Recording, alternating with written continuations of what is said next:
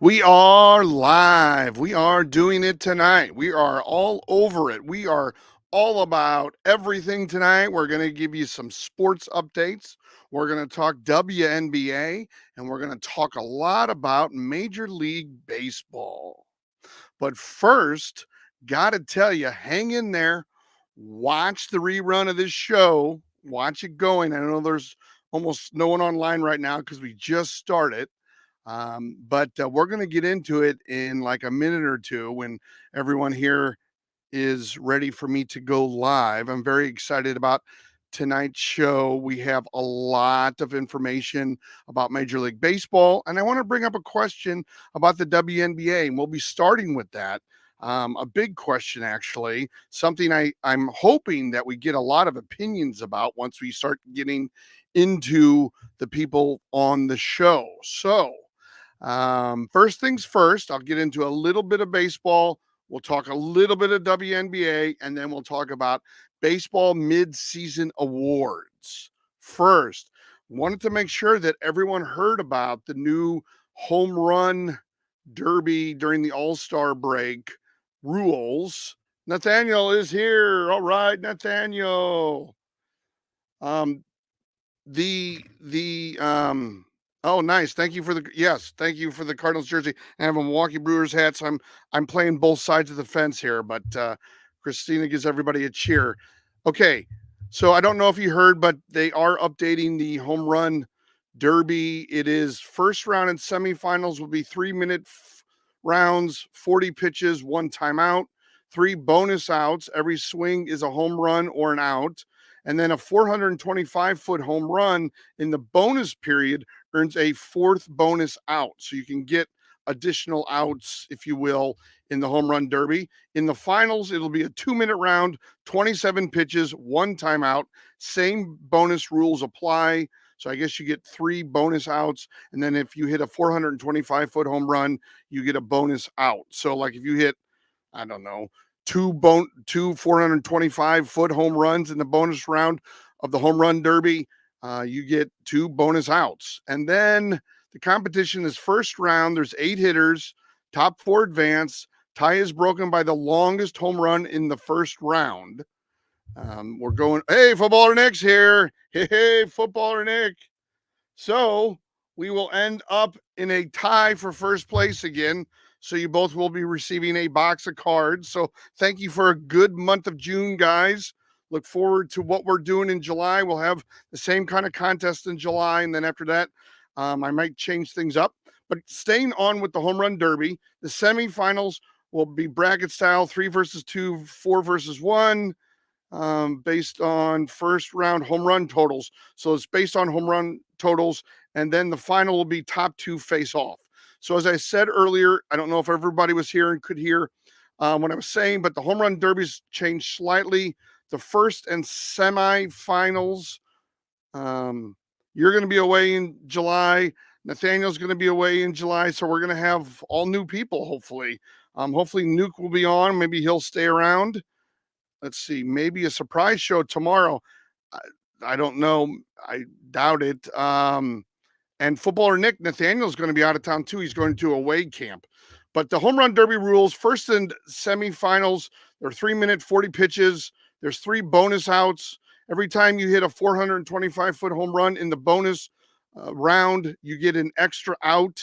In the finals, it'll be 2 minutes, 27 pitches, 1 timeout, and the same bonus rules apply, but you'll try to make it great. All right. Now, we talked about the sports news of the day. In my mind, what I was looking at earlier today were that the home run derby rules were tweaked. And I just want to bring something up. I noticed that Angel Reese had 10 doubles in a row, and that's the first time in the WNBA. And I got to thinking, okay, what does that mean for the WA? What does that mean for Caitlin Clark? Well, as of when I took this around 5:30 today, my time, you're going to be out of the country. You make me go to camp. You have motivated me about saying that it will be all fine. It will be fine. Okay. So Angel Reese, and I'll let you guys chat in. Okay. Angel Reese averages 13 and a half points, 11 rebounds, 2 assists, and 1.6 steals. But remember, she's now averaging a double for the season, 13.5 points, 11 RBIs, 11.1 rebounds. And she's had 10 double doubles in a row, which is a WNBA record for rebounds and points. Caitlin Clark averages more points, 16.2. She has less rebounds at 5.5. She has more than 3 times the number of assists at 6.6, but she has 1.4 steals, which is about even to Angel Reese's 1.6. The reason why I'm bringing all this up is I would say that before the WNBA season, probably almost everybody would have cast their vote for Caitlin Clark to win Rookie of the Year. And the way it's looking now, I think I would have to go with Angel Reese for Rookie of the Year. She averages less points, but that 13.5 points and 11 rebounds is really glaring off the page statistics, if you will, over Caitlin Clark. Now, Caitlin Clark has 3 times the amount of assists, but then, I'm not even looking at turnovers and things. And I know Caitlin Clark has sort of had a lot of turnovers. So I'm not going to count that against her. But right now, as of right now, I would say that Angel Reese would be my Rookie of the Year in the WNBA as of now. So it's just kind of different than what the narrative across the country would be. It's really weird. My hat is like totally because of the green screen going away. Do I think Angel Reese is better than Caitlin Clark? I think on paper right now she is. I think she's proving to be. I think Caitlin Clark did things in college, and Caitlin Clark being a shooting guard and not a forward probably has to develop into the league a little bit more and get comfortable. Now she is averaging almost 17 points a game, which is great, which is awesome. She actually has, well, okay, it's 16.2, so it's a little over 16. But so she's averaging that really good. Her points per game average, but right now I have to give it to Angel Reese. I think she's the better player. So anyway, I just wanted to throw that out there. I know we don't talk about the WNBA a lot, but I know everyone talks about Caitlin Clark, but I just want to bring up the fact that, hey, there's a good chance that that Angel Reese gets Rookie of the Year, and I wouldn't be surprised by that, really. She's putting up bigger numbers. All right, let's jump into Major League Baseball. Okay, I'm not going to read all the Cardinal jokes. I can't. It disrupts what I'm doing. So, all right. So, mid-season report for baseball. Let's get into it. I would say the biggest surprises in Major League Baseball as of right now are the Milwaukee Brewers, when my hat doesn't disappear into the green screen for whatever reason, and the Cleveland Guardians. Milwaukee Brewers have lost 2 of their best pitchers. They lost Corbin Burns, and I forget I had it. I didn't write it down, but their second guy, he's injured. But they're in first place. They're 6.5 games in front of St. Louis. So, and everyone remember to hit that like and subscribe button. So their last 10 games, they've been 6-4, the Milwaukee Brewers. So they're one of the biggest surprises. And the Cleveland Guardians, who almost picked up nobody in the offseason, free agent wise or anything, made almost no moves. They're in first place by 6.5 games over Minnesota, and they have been 6-4 in their last 10 games. So they're both playing well. It's not like I'm seeing a trend or they're digressing, and they're 3-7 right now, and in first place. So they're doing really well. And I would say the honorable mention teams are Seattle, which is in first place in the West, and Kansas City, which is in like third place in the Central. I'm sorry. But they've been 3-7 in their last 10 games. But Seattle being in first place over Houston is probably a big one. Is probably a big honorable mention. Let's see. Ron Sam says, do you mean to say Brandon Woodruff? Yes, Brandon Woodruff for the Brewers is injured, right? He's injured, I believe. Okay. 2 teams that turned the season around. They were doing really poorly at the beginning of the season. I would say, obviously, are my St. Louis Cardinals and the New York Mets. The Mets have been 7-3 in the last 10 games. The Cardinals have been 7-3. The Cardinals are 24-18 at home. Now, here's something that's weird. And the Mets, playing at Citi Field, are 21-24. So the Mets actually have a losing record at home, which is very interesting to see. Most teams play better at home, although baseball is one of those sports where it's not quite like basketball or football, where there's that extreme home field advantage. And then I would say that the best team in Major League Baseball are the New York Yankees, or maybe the Baltimore Orioles. One of those two teams from the AL East are the best teams in Major League Baseball. A lot of the information I read said the New York Yankees are going to walk away with it all, but honestly, I don't think you can get anything past Baltimore right now. They're playing really well. They have a good pitching staff. Corbin Burns has been doing very well for them. But I do think that the Yankees, when all said and done, they're going to the playoffs, no matter what, whether it's a wild card or first place. The Yankees are going to go to the playoffs, and I think they're going to go on a big run. I think Aaron Judge is by far the MVP, and I'm going to talk about MVP. Voting for MVP midseason kind of thing. I would think Aaron Judge is by far leading away, just head and shoulders above everybody else in the AL as far as MVP goes, especially with Shohei Ohtani now being in the NL. The two biggest disappointments in teams, I would say, as of right now, are the Toronto Blue Jays. They're 38-45, and the lowly Chicago Cubs, which stole Milwaukee's manager, Craig Console, and they're 39-46. Footballer Nick, I don't even know what language that is. So anyway, okay, MVPs. As I said, let's get into that. Okay, here, let's go to the chat real quick. The Yankees, by the way, the Yankees are okay. Almost just got swept by the Orioles at home. I saw 2 of the 3 games. That's awesome. They got blown out so bad the catch for the Yankees came into pitch. All right. Well, the catcher came into pitch. Well, sometimes that happens.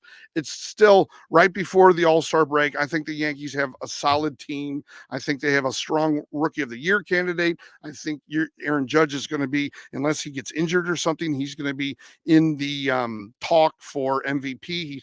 He has 30 home runs. He has 79 RBIs. He's batting .312. I believe these are the stats from earlier today. They might be off a little bit, but he's just killing it from that standpoint. When it comes to the National League, I'm going to let you guys vote. I'm saying I'm appointing Aaron Judge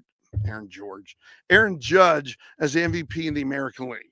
But in the National League, I'm going to throw out, what the heck? I'm going to throw out 4 names for the MVP, and then you guys get to vote in the chat who you think or who you want to win. Would it be Bryce Harper of the Phillies, who has 20 home runs, 58 RBIs, and a .303 batting average? Would it be Mookie Betts, who actually has 10 home runs and 40 RBIs and a .304 batting average? But you have to remember, he probably has a lot more runs scored than Bryce. Shohei Ohtani, who already has 26 home runs, 62 RBIs, and a whopping .321 batting average. Or is it Marcell Ozuna? Oh, wait. So Bryce Harper, yes, Bryce Harper is injured, but it's just a 10-day thing. I don't know what footballer he's saying, like Cardinals, that was Yankees. He's just putting teams up there. Okay, let me go to the chat. Do you think Aaron Judge will hit more than 62 home runs? He has 31 now. I have 30. Yeah, I think he can hit over 62 home runs. Easy. I think he could. Okay. So Nathaniel's picking Shohei. He's not picking Aaron Judge. Oh my gosh, footballer Nick, I don't know what that says. Red Beck, Rio Beck. You're putting it in like a different language I'm not used to, or you're coding it somehow. I can't pick up what you're saying. But so who do you got? Bryce Harper, Mookie Betts, Shohei Ohtani, or Marcell Ozuna, who's having a not a breakthrough year, but he's having a strong comeback year with Atlanta. Footballer Nick has Blue Jays up there for some reason. All right. Again, who are you voting for in the NL for MVP so far in the season? Would it be Bryce Harper, Mookie Betts, Shohei Ohtani, or Marcell Ozuna. Just put a name in the chat. And if you just joined us, put a name in the chat who you think should be the MVP in the NL so far in the season. I know you didn't pick Judge. I was because we're talking nationally. You picked Judge. I get it. I was wrong. Okay, so Footballer Nick is saying Otani. I think Nathaniel, you said Bryce Harper, I think. Christina's going with Marcell Ozuna. Boo. He was a Cardinal for a year and then left. He didn't really like the team. Boo, Marcell. Do we have any other votes out there? Anybody in who's watching now? Please hit that like and subscribe button so you can be in our contest coming up in July. You can get free boxes of cards. Yes, you said Harper. So it's Bryce Harper, Mookie Betts, Shohei Ohtani, or Marcell Ozuna are the votes. Who do you vote for in the NL MVP? Well, we've had sort of one of everybody. We've had an Ohtani, we've had a Harper, and we've had Ozuna. We have not had a Betts. I would say that my guess, as long as Bryce Harper's injury is only like a 10-day listing, as I think we talked about on Friday, as long as it's short and doesn't take up a lot of time, I think between him and Shohei, that those two will be the MVP. Oh, Nathaniel says he loves Busch Stadium. When I watch videos, that stadium has been so intense. Yes, it is. And now, Footballer Nick, I don't know what that says, Footballer Nick. I'm very confused on that. I would say, though, that probably Bryce Harper and Shohei Ohtani will be one of those two guys will be the MVP. It obviously it always is a contention on whether they are hurt or not hurt, and Bryce Harper is hurt. He's on a 10-day DL. I don't think that should keep him out from MVP talk, but it could. All right. Now let's get into Cy Youngs. The Cy Young Award in the NL, I think, is like Aaron Judge MVP in the AL. I think in the NL, the leader far and away, and you guys correct me if I'm wrong, would be Ranger Suarez with Philadelphia. He's 10-2 with a 1.83 ERA, and he has 99 strikeouts so far. I think far and away he'll probably be starting the All-Star game if he accepts it, and if he's like eligible, meaning he hasn't started just before that, or they don't need him. You know how sometimes the pitchers just don't show up. But I think if they had to pick, that he would probably be the starter for that, Ranger Suarez. Now you could make an argument for Chris Sale. He's 10-3 with a 2.79 ERA, and he has 118 strikeouts. So Chris Sale's probably going to, with the Braves, is going to give Ranger with the Phillies a run if both of them stay healthy. And then Tyler Glasnow with the Dodgers. He's 8-5. He has 136 strikeouts, which is crazy at this point. I believe that's the highest number I found. I didn't look up just straight strikeouts. So, okay. Let's get to the chat. Nathaniel's leaving for camp on the 8th. Okay, so he might be able to. Emmanuel Clace, yes, Emmanuel Clace is a big name, and I have him actually in the AL as a top reliever and possible. He's also, no, wrong guy. Yeah, he could maybe win Cy Young if you're, hold on. I got a bunch of things. Emmanuel Case, isn't it Clace? Anyway, Emmanuel Clace or Case, I think it's Clace. He's probably, a reliever kind of thing. He's going to have the most saves. I don't know. It's tough for those guys to win Cy Youngs unless they're completely overly dominant and the pitchers, there's no great shakes. Suarez is having a career year. This is not anybody's jersey. This was actually a giveaway. It's a really nice giveaway. I went to the game yesterday, and it's like a really, part of it's embroidered. I mean, it's really nice. Clase. Clase, is that how they say it? Really? It's not Clase, it's Clase? That's weird. Okay. AL Cy Young, you guys tell me. I picked Corbin Burns. He's 9-3 with a 2.28 and 99 strikeouts. But then you have Tanner Hawk.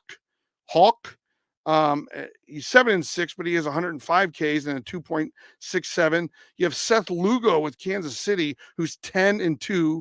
Clase, yes, I know. Clase. And then Tarek Skubal with Detroit. He's 9-3 with a 2.32 and 112. So Nathaniel, you're picking Corbin Burns. I actually like this Tarek Skubal. Hey, I said Tanner's name right. What a surprise. Tanner Hawk. Tanner Hawk doesn't have enough wins right now. Burns has 9 wins. Seth Lugo is on a horrible team. Or no, I take that back. I had a White Sox down here and I scratched him out. Seth Lugo's in a team that's doing okay, the Kansas City Royals. He's 10-2 with a 2.29 ERA, and he has 95 Ks. And then Tarek Skubal is 9-3 with a 2.32 ERA and 112 Ks. So I think he's going to be in the mix. So anybody have any ideas? Okay, Corbin Burns, Football or Nick, do you have a guess? Oh, you were invited to go on a Do You Know Ball show. That's great. Yeah, no, go on whenever you want, man. Those guys are super nice. They're super nice, and they told me that they'd love to have you on the show. So that's fantastic. They're super nice and they're very knowledgeable in baseball. One is a Mets fan, one is a Yankees fan. So you'll get along with at least 50% of them. You'll get along with at least one of them. But all right. So who do we have for the AL Cy Young? Corbin Burns, Tanner Hawk, Seth Lugo, Tarek Skubal. All right. I have a Corbin Burns. Anybody else going to vote? All right. The chat is pretty quiet tonight. Anybody who's watching, hit that like, hit that subscribe button. We have another great contest coming up in July where if you go to the top, if you watch the live streams on Sundays, Tuesdays, and Thursdays, and sometimes we have surprise shows. If you participate by putting stuff in the chat, you say Hawk, you will win free unopened packs of cards. Hawk. Hawk. Okay, yes, I got you. Hawk would be my second guess. All right. I don't see Football or Nick. Did we scare him off by telling him he's got to type in letters we can read? Football or Nick, anything? All right. If you just joined us, we are voting on Midseason Cy Young Award in the American League between Corbin Burns, Tanner Hawk, Seth Lugo, Tarek Skubal with Detroit. We're voting. Corbin Burns is 9-3 with a 2.28 ERA. Tanner Hawk is 7-6 with a 2.67 ERA. Seth Lugo is 10-2 with a 2.29, and Tarek Skubal is 9-3 with a 2.32. Footballer Nick says Lugo. All right. So anybody else have a vote out there? Anybody who's watching? I know this isn't trivia. There's no right or wrong answer. It's just whatever you feel should win the midseason. We will vote on that then. All right. Cy Young Award midseason, American League, Corbin Burns, Tanner Hawk, Seth Lugo, Tarek Skubal. All right. Vote in the chat. And also, if you're just joining us, hit that like button, hit subscribe. In the month of July, we're going to be giving away free packs of cards if you're one of the top 3 participants in our live streams for the month. This month, 2 guys who are in the chat right now, Nathaniel and Footballer Nick, are both getting a box of unopened cards because they both got involved and they tied at first place in our contest for the month of June. And they also tied for first place last month. So we're giving away unopened boxes of cards every month. All you have to do is follow us and subscribe. So, all right. Well, y'all voted for one person. I would tend to go with Corbin Burns. That's more of an emotional pick. I think on paper, though, you really got to look at Seth Lugo. He's got one more win than Corbin, and he strikes out about the same, and his ERA is identical to Corbin as well. So, yes, you and Footballer Nick are bankrupting me. You're exactly right. I'll be buying packs of cards till my eyes come out. So, all right, for sure. All right, let's see. We're staying with, okay, top reliever. Okay, Emmanuel Clase is my pick for a top receiver or reliever. Sorry about that. Um, Kirby Yates with Texas would probably be number 2. And then in the National League, I would have Bryce Hudson, and I picked Ryan Helsley of St. Louis. So I would say those are my 2 top picks for the American League and National League top relievers. Emmanuel Clase, right? That's what you said before. Oh, that's what. Okay, this is footballer Nick Clase. Clase. Is that what you're saying? Clase. Oh, I'm not going to get that name right. I'm going to have to listen to some place where they talk about him. All right. So I would say either Emmanuel, I won't say his last name, or Bryce Hudson in the National League, or Ryan Helsley in the National League with St. Louis. All right. AL Rookie of the Year. One of the guys, Luis Gill, is it, Nathaniel? Gill? Clase. Hazley is unhittable. Yes, Helsley is unhittable. That's correct. Is it Luis Gill? Yes, unhittable. Is it Luis Gill with New York Yankees? That's all I need to know. Yes or no? Just put a yes or no in there, Nathaniel or Ron or whoever you are tonight. And then I would also say you could look for someone in AL rookie, Simeon Woods Richardson, Wilyev Abreu, and oh man, Schneider. Is it David Schneider? Davar Schneider with Toronto. Luis Heel. Okay, so the G is silent or whatever.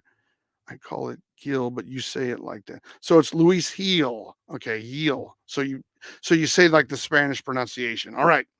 So those would be the top rookies in my book in the American League. Now in the National League, actually, here's something you don't see a lot of, but Brian Hudson with Milwaukee, who's actually leading the National League in saves, I believe. He's leading the National League. He would probably be the top rookie in the National League as of right now. But then you also have Joey, oh boy, why did I write it like this? Ordick with Milwaukee. I can't read. Ortiz, maybe. I don't know why I wrote it so poorly. I apologize. But the other problem with that, though, is okay, if you think about it, so I'm saying that Rookie of the Year, Bryce Hudson in the National League, Rookie of the Year in the National League. Bryce Hudson with Milwaukee would be great, and this Joey Ortiz, I think, would be fantastic. But they're both with Milwaukee, and so my fear with that is they take away votes from the other person. Yes, Paul Skeens, I agree, footballer Nick. I do think Paul Skeens is in that conversation, and there are people already picking him as the midseason Rookie of the Year or the player probably ready to win Rookie of the Year for the National League. So yes, I agree with you there. I just wanted to also bring up how Milwaukee they're having some really good young players. So, all right, managers of the year, I'm just going to say it's Cleveland. They're doing so well. Milwaukee, they're doing so well. So it's Stephen Vogt with Cleveland and Pat Murphy with Milwaukee. Now, Livy Dunn with Paul Skeens. That's his girlfriend. Yes, footballer Nick, you're exactly right. So she probably is more famous than he is, which is crazy to think about. He's a star rookie pitcher. Now he's in Pittsburgh, but he's a star rookie pitcher in the major leagues. But his girlfriend is way more popular than he is. They both went to LSU together. He was obviously a pitcher and she was a gymnast. I think, is she still at LSU? Like, does she have eligibility left? I think she does. I think she still has videos like from LSU, rec center or gymnastic center rather. Yeah, she makes $3 million a year. She makes $3 million a year with her NIL deals, Nathaniel, or probably I'm agreeing with you, but then she also makes probably hundreds of thousands, if not millions, from her YouTube and TikTok channels is my guess, because everybody watches her on that as well. So, all right, we talked about managers of the year. Cleveland is Stephen Vogt and Pat Murphy with Milwaukee. Now, the one thing to think about with Milwaukee, I'm always trying to have these little quirky stories. Craig Counsell was the manager of the Milwaukee Brewers. He left after last season to get hired by the Chicago Cubs, which are in last place, as I talked about earlier. Now, Pat Murphy now is the manager of the Milwaukee Brewers. He was on Craig Counsell's staff, if you will. A little side note, Craig Counsell attended the University of Notre Dame. At the University of Notre Dame, Fighting Irish, and he played baseball with the University of Notre Dame. Craig Counsell's manager or head coach, I think they might be called in college, was Pat Murphy. So Craig Counsell was succeeded by the person who was his college head coach in baseball. So kind of an interesting story, kind of a inside baseball or inside the family kind of thing. All right. So let's talk about two free agent signings that have gone really bad or badly so far this year. Both of them missed a big chunk of spring training, and they're saying that might have led to some of this because they weren't ready for the season. But number one would be Blake Snell with the Giants. He has a 9.51 ERA, or he did as of the time that I read an article that said that. And then Jordan Montgomery with the Diamondbacks was another bad one. He has a 6.05 ERA. He was signed, Jordan was, for $25 million. And I think he has incentives for another $20 million. And Blake Snell was signed for $32 million. And he had incentives for, I don't know, $20 or $30 million more. But minimum, Blake Snell gets $32 million and he has a 9.51 ERA. Jordan Montgomery signed for $25 million and he has a 6.05 ERA. So both really, really, really bad ERAs. Well, a lot of this information, I just look for good pieces of information, and I do a lot of research when I look at the information I'm going to talk about. That's how I get a lot of this. So those were two of the worst free agent signings. Now, let me think about it. Blake Snell, 9 point something ERA, 32 million. Jordan Montgomery, 6 point something ERA, $25 million a year. Now, get this. San Diego signed Jurickson Profar for a 1-year contract. Okay, a 1-year contract. He's an outfielder. He's batting .314. He has 11 home runs, 55 RBIs. They signed him for $1 million. He has incentives that could make him another $1.5 million. So total, if he continues to play the way he does, I'm assuming he'll get those incentives. So for a total of $2.5 million, you pretty much will get an all-star outfielder, okay, as opposed to the Blake Snell, 32 million, 9 ERA, Jordan Montgomery, 6 ERA, 25 million. Just think about that. He's making a tenth, and actually less than a tenth. He's making a tenth of Jordan Montgomery and less than a tenth, like an eighth or a seventh of Blake Snell. What a deal. I mean, he'll be getting it's a 1-year contract he has with San Diego. So I look for him to be signing someplace big for big money, probably the Yankees or maybe the Mets or, the Dodgers, probably not San Diego. Yeah, we're getting close to 900 subs. It's really good. Okay, let's talk teams real quick. Standings in the AL East, Baltimore, as of 5:30 today, Baltimore was up on the Yankees by a half a game. That's going to be, depending upon injuries. I know I keep saying that. Depending upon injuries, I don't think that's going to change much. I think that's going to be like this all year. When they play each other, one team will go up, one team will go down, barring any catastrophes where the bottom drops out, where Corbin Burns starts throwing home run balls and all that kind of stuff. I think that's going to be a dogfight till the end of the season. Now in the AL Central, which maybe not everybody pays attention to, it's not necessarily a tight race from 1 to 2, but it's a tight race from 2 and 3. You have Cleveland, who's 52 and 30, and then you have Minnesota and Kansas City, who Minnesota's 46 and 37 and Kansas City is 47 and 39. They're only a half a game apart. Now, Kansas City Kansas City might be regressing a little bit, but that could be a real dogfight between 2 and 3, and maybe getting that second wild card spot in the American League. English or Spanish? Oh, I like the English better when you speak the English. Adolis Garcia used to be a Cardinal also.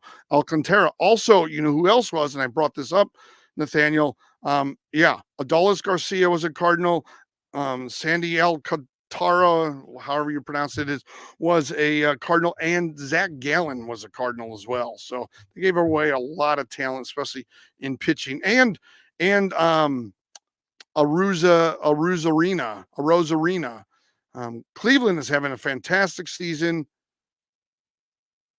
Could I hit Chapman's fastball? No, I couldn't. I couldn't hit a fastball. I mean, I'm lucky. I got in the cages a couple of weeks ago. I was lucky to, I think, fall off or hit singles at 80 miles an hour. Of course, that was the first time I hit batting practice in about I don't know, 20 years. So, and then today I was like throwing the baseball around. My arm's probably gonna hurt all day tomorrow, so I'm not looking forward to that. Um, Whoever moves first is Sissy. Okay, I don't know. Carson Kelly. Did they have Carson Kelly? They did, I think. If that's the catcher. Okay, in the American League West, or the American League Worst, as I call it, because it's the worst division in baseball. Seattle's in first place with just 47 wins. They are 47-38. And then Houston and Texas are in second and third. Houston's actually 4.5 games back. Texas is 9 games back. It looks like Texas is not going to be able to be in the playoffs, which happens sometimes after you win the World Series. But it's just they were such a good team last year.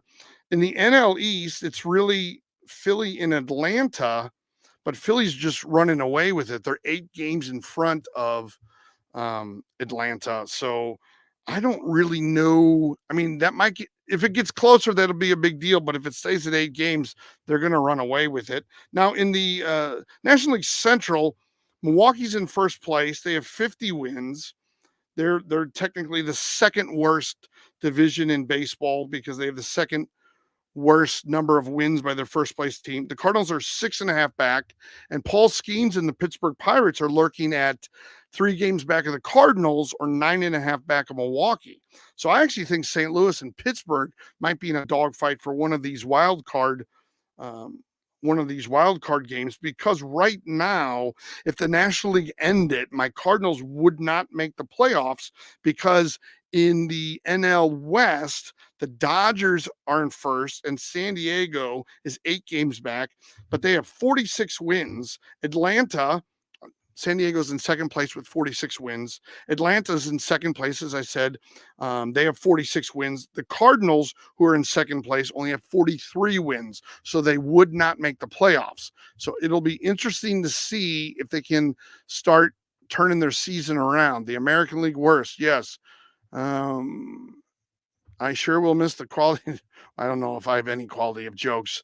Let's see. Here's a question. Is there anyone on the Cardinals that you would trade away at the deadline? I would probably trade away. I'd see what I could get for Goldschmidt and Arenado. I don't know. I mean, maybe I'm wrong about it. I think Jordan Walker is having a great minor league. I think you could bring him up for Siani. And I just don't know. I don't know that they're going to be able to move Goldschmidt. He's really off. At least Arenado got his bat back a little bit. I was at the game yesterday. Arenado did not play well defensively, and that's what he's known for. So, you know, could just have been an off night, but off day rather. But was not that impressed with his defense, and that was his strong suit, I know, or something he was very proud of. And his numbers just aren't there anymore. So, but I don't know if you can get anything for Goldschmidt really anymore. Probably if I'm trying to think, what was the rumor I heard a while ago? If a team's first baseman goes down, they might be looking for Goldschmidt, because sometimes that change of atmosphere will invigorate the player and they'll play really well. Like they'll see it as a new start. And that's always a good thing. Hey, Zoe Geyser's here. Hello, Zoe. Okay, I would trade away Arenado and call up Jordan Walker, the guy that watches. Yes, I would do the same exact thing, and then we would have to figure out who plays third. I know that they keep playing in the DH uh Carpenter, Matt Carpenter, and I don't know who could because Nolan Gorman hasn't been playing that well. I think it's Nolan Gorman. Alec Burleson's been playing okay. Yeah, the okay, so Rizzo is hurt. That's what I thought. Well, that's when they were talking about maybe trading Goldschmidt to the Yankees, but I don't obviously nobody's serious about that. Um, so I don't know. I mean, the Cardinals would be foolish not to trade either Arenado or Goldschmidt. There's no guarantee that they're going to make the second wild card. There's no guarantee on that. So I'm not really worried about like I would trade at least one of them and maybe in the offseason you can trade the other because I think they're still around for another year or two. But I would think Goldschmidt if I would, you know, the Yankees like this new kid Ben Rice. I do not like him. Well, I mean, is if he's still performing, they're probably not going to do anything. But I would love for the Cardinals to unload Goldschmidt on a team like the Yankees that might need a first baseman. I just think that's the best thing to do. Now the Yankees might be playing. I'm assuming Ben Rice is a first baseman. I don't know every single player on every team. I apologize, um, but if he was, I think that makes a lot of sense. So, but I just think that there's going to be some. I do think the Cardinals will make some trades. I would not be surprised if Goldschmidt and or Arenado were traded. Um, Tommy Edman is the best player, but he's been injured and he hasn't played a lot. He's like on the mend. I think he's in the minor leagues, conditioning and all that kind of good stuff, taking some um, BPs and all that. So I don't hate Goldschmidt. I don't know that he's an everyday player, for more than a couple months. I mean, or maybe he's a DH. I don't know. His numbers have really gone down. He's good defensively. I have no problem with him, but all the Cardinals promotions written down. Okay, send me that. Anyway, so yeah, I think Football Nick says me. You have an autographed card. Yeah, I mean, I think Goldschmidt and Arenado are quality players, and I think they probably have years left. I just think that now's a good time to maybe get something for them. I think the Cardinals have a young enough team, and if Edmund is healthy, you can bring him back, maybe put him at third, you find somebody for first base. I don't really think that we would go down that much. The Cardinals would go down that much in that way. So that's just the way I look at it. I think for the most part, Baltimore and New York make the playoffs. Cleveland makes the playoffs again, unless they have some sort of severe injury. It will be interesting. Goldschmidt used to be so good. Why do you think he went down? Well, as a player ages, they don't hit as well. They don't see the ball as well. They don't move as well. It's just sort of, once you get over like 32, you're kind of on the down end of your career. 33, it kind of depends on the player, but right around 32, 34, you're on the end of your career there. When you're 25 to 31 ish, that's the height of your career. That's probably the best years, kind of depending upon what you do. And now, if you are a great outfielder and you're 18 or 19, like Ken Griffey was, you might be great for 10 years. I mean, Albert Pujols, when he was with St. Louis for 10 years, he put up monster numbers. So, he was like 21, 22 up until he was 31 ish. So that was pretty, yeah. The Cardinals have not fired anyone and they have not hired me. That's for sure. Although I always would love to have done anything like that, of course. But, I think in the AL worst, I look for Houston to rebound. There's such a championship team and they're only 4.5 games back. That's not really a lot.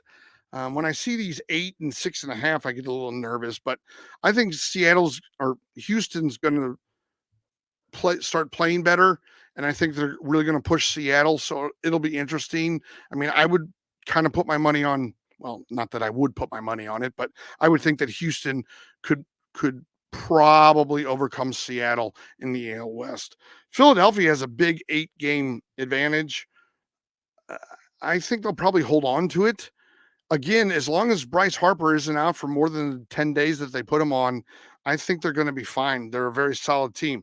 Now, Milwaukee, the question I have with Milwaukee, plus Philadelphia has a reason to want to play well because they lost the World Series. They want to win a World Series, so they're extraordinarily motivated. I think Milwaukee has a lot of young players. They have 2 people that could be Rookie of the Year winners. They're at least finalists or candidates for it. You have to believe that there will come a point where you're on the rise and you either level off or you start to go down. And it's not saying I don't hate Milwaukee. I mean, I'm wearing a Milwaukee hat. I grew up liking Milwaukee because when they were in the American League, they were probably my favorite American League team because I used to go to Milwaukee every summer. And I would go to games there because my family knew a family that lived there and we would visit them every summer. It was a lot of fun. Okay, what's this? These shows are so informative. Some videos I'm wasting my time, but this show, oh, very nice. Thank you, Nathaniel. Do you hear some rumors of Jordan Montgomery going back to that's an interesting question. I have not heard any rumors about Jordan Montgomery coming back to the Cardinals. I would not be surprised if that was the case because he pitched. He was with Texas and he did pretty well with Texas, I believe, but he sort of turned his fortunes around with the Cardinals last year. He was pitching really well. So there could be a case that the Cardinals would try to get him. I do see that. I mean, the Cardinals always need pitching, it seems like. So, yeah.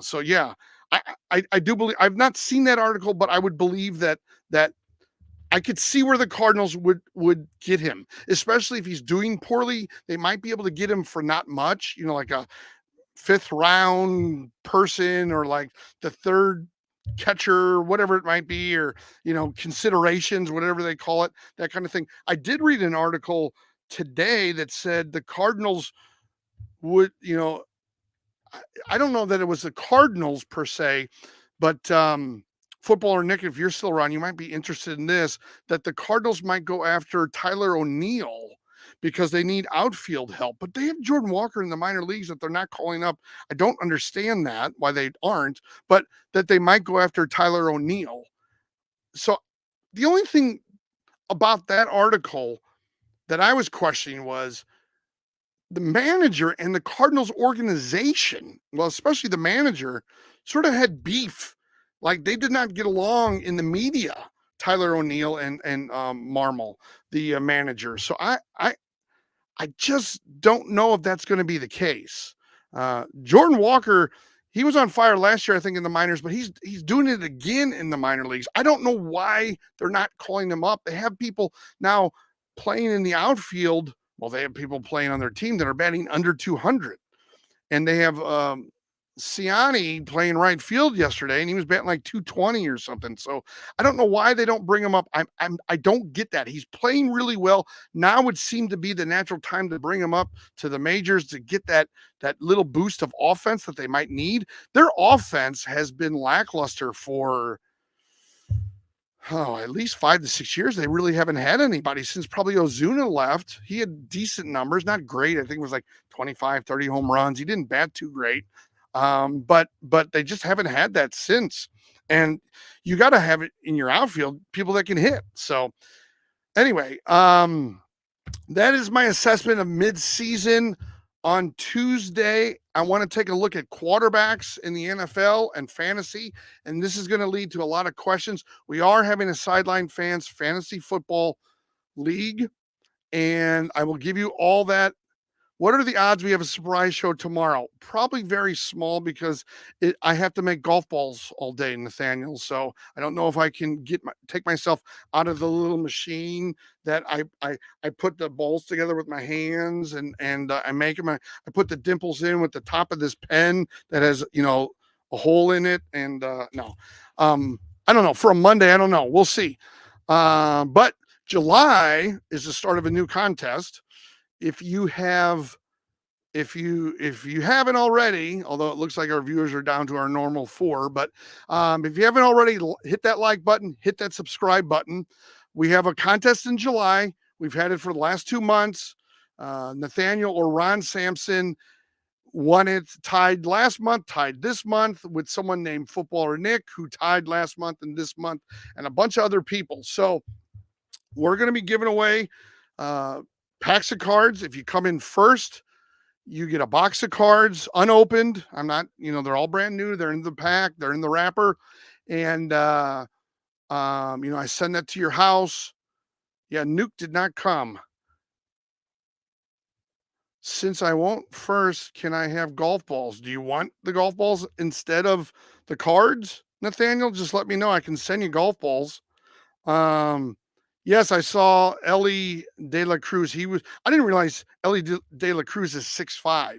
He's a tall shortstop. I mean, he's a tall shortstop. Like he should be playing first base, but apparently obviously he moves like LeBron James or LeBron James' son or Kevin Durant or whoever. I mean, he moves. He's very smooth in the field too as a shortstop. But I can't believe a 6'5" shortstop. I mean, that is crazy. He could lay down and cover, a big chunk between second and third. So, yeah, I can send you. I have not bought the packs, so I can send you the golf balls. I have no problem with that. It'd be easier on me actually because I have them ready to go. But all right, so if you haven't already, hit that like button, hit subscribe. Every month we have a contest. If you participate, meaning if you put yourself in the chat on our live streams, you get points. Like tonight's was worth 2 points. And by doing that, the people with the top 3 number of points get unopened packs or boxes of cards, whether you come in first, second, or third place. So that's all you have to do. Yeah, and you can do a review of the golf ball. That would be great. And then I will, Nathaniel, I'll promote that on my golf website, and then I'll promote that on all the other channels I have. So that would be great.